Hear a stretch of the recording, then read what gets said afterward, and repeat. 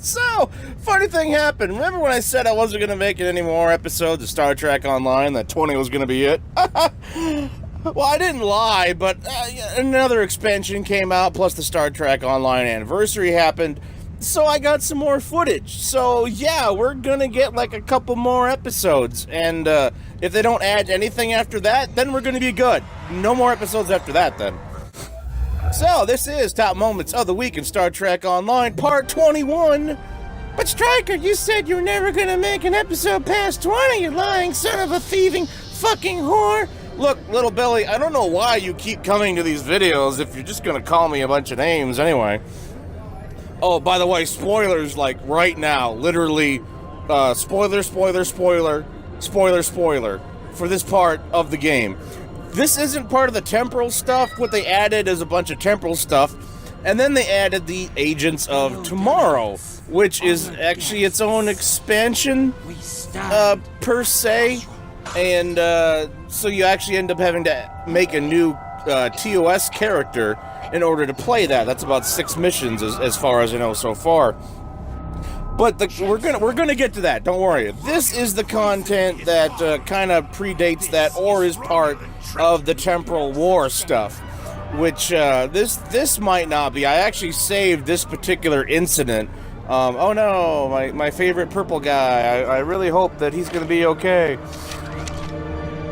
Oh no, not the purple people eater. He's my favorite. Jesus Christ, really? The patented jump and dive thing? Didn't Key and Peele or some other comedian do like a comedy set on the guys that always dive for the bullet? Or am I thinking of the Simpsons character episode? It could be both. So they're gonna phaser fuck this bitch, and we're gonna move on to other content. Here we go. The Nopata system? Oh, and we're all standing on chairs. I didn't know that was custom around here. What I really meant to ask was about the customs of this sexual persuasion I kind of want to incorporate into my crew. To mask its energy signature, so we should be able to get there without detection. The Tal Shiar may be a problem. Sure. Right. That's not really what I was asking. I was looking for the more sexual, explicit things that I could add to my crew, and that's my first officer. She is so friggin' hot. Don't tell her. But I just want to add it to my crew, you know, and now I'm on my chair, and so is everybody else. All right. And now I'm sitting back down. But again, I just wanted to let you know, 3-way orgies, I'm into whatever you guys want to do. Oh god, that was the best away mission ever. I'll let Data know you called. So, we got a few more things coming up here, but, so this is obviously the Galaxy-class Enterprise, starship, Voyager, and the Presidio class, which is the one that I've been going around in, so you can actually see the comparative sizes of it. You can see that Voyager is considerably smaller than the Galaxy-class starship, and, you know, so obviously it doesn't have as many resources when it went, you know, over to the Delta Quadrant, right? Yeah, so, you know, yeah, it's a lot smaller ship. Obviously, it only had a crew of what is it, like 84 or something? Or am I more thinking like 130? I can't remember. But you can see what the Presidio class, the one made for the game, actually is in comparison. You know, I'm actually a little bit longer than the Galaxy class, but a whole lot bigger than that little burrito of a Voyager ship. So, that's what she said. My name is Daniels. Yeah, fucking Daniels shows up in the temporal stuff, which is understandable. And there's actually a spoiler related to We've become aware of several the whole temporal thing that I'm actually not even gonna show, because for one thing I didn't think it was really that great, but whatever. But yeah, he shows up, so, you know, the voice actor, they kind of get his likeness down. It's actually kind of cool, you know, it's interesting, because he actually does weave a tapestry throughout all this stuff. And I forget how didn't he die in Enterprise? You know, the Star Trek Enterprise, the series? I can't really remember what happened to him. But yeah, so they use him, it's kind of cool. Speaking of using people, now that's not a Kim Kardashian joke or anything. Countdown act to all hands. Brace for impact. Oh yeah, Chekhov is there for no reason. Contact command on this. Wait! My transponder's missing. Scotty! And damn, he's in shape. Nowhere near as pudgy as he was before. Yeah, I know it's a sound alike. And you know what? I'm actually perfectly okay with another actor voicing Scotty. And you might be asking, Stryker, why is that? You're a die-hard Star Trek fan. Well, number one, the guy's fucking dead, so it's not like they're gonna get his voice. But yeah, so it was. that's kind of it. This is actually a. What the hell is this? This is like a. I don't know. It's Lita. It's Lita and the Terran Empire from the Mirror Universe. Basically, yeah, I know it's getting a little loud now.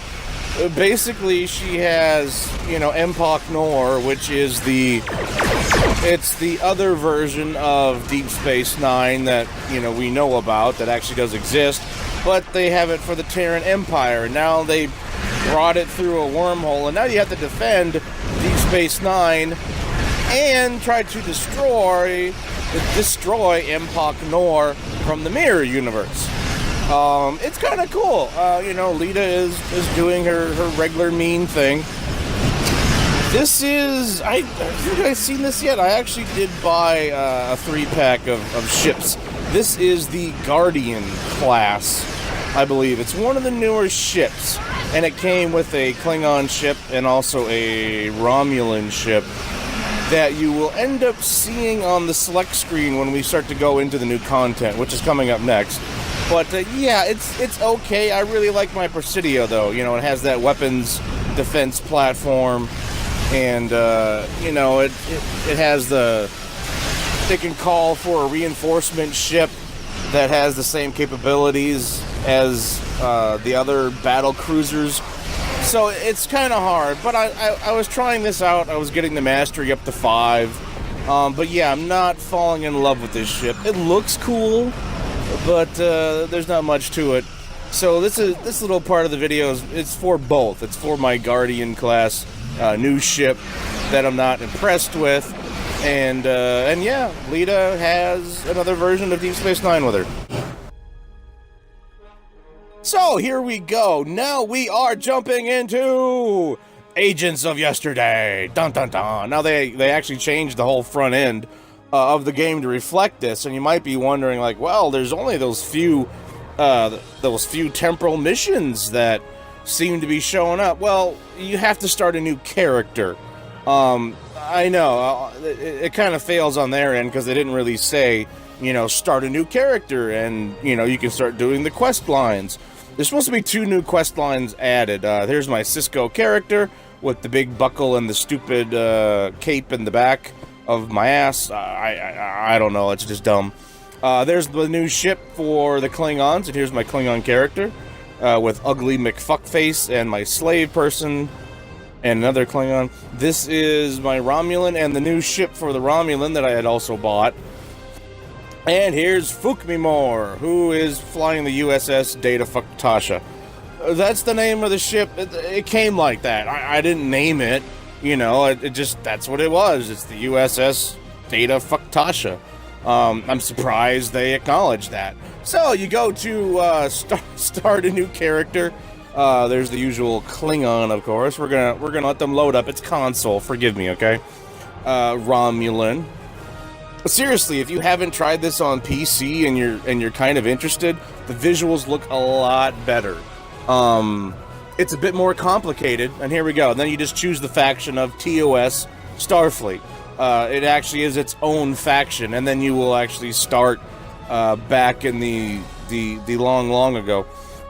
And obviously you choose a species, you know, human. All you gotta do is hit that X button to change your gender. I bet some people would kind of like that option. Hey, Jesus. Now I'm going to have all the transgender people mad at me, because it's like, we didn't hit the X button, you fuck. I'm sorry. I'm just hoping you guys are a small enough community that you don't render my channel useless. So yeah, Vulcan, Andorian, Tellarite, all the stuff from the original series, aside from Enterprise, because the Tellarites come from that. But yeah, so that's, then you just go through the process of making a new officer. So we're going to skip that and jump into some of the cool stuff. So, after you're done phaser fucking your crew, come on, buddy, turn around, go for the objective, come on, you're not doing it, they don't care you're shooting everybody in the face, fucking, goddamn it, retard, just get to the door, there you go. So yeah, it's kind of cool to see the shuttle. Obviously we're not in the Enterprise at the moment, but it's kind of cool seeing the Shuttle Bay, the big doors, the size relative to the shuttlecraft and whatnot. It's pretty cool. We didn't see the Shuttle Bay until later seasons of the original series. So yeah, it's kind of neat to finally see this stuff up close. And when you see this, you are going to shit yourself. No, not that guy right there. But how many red shirts did we come with? Look out! Oh, shit! Well, he's dead, Jim.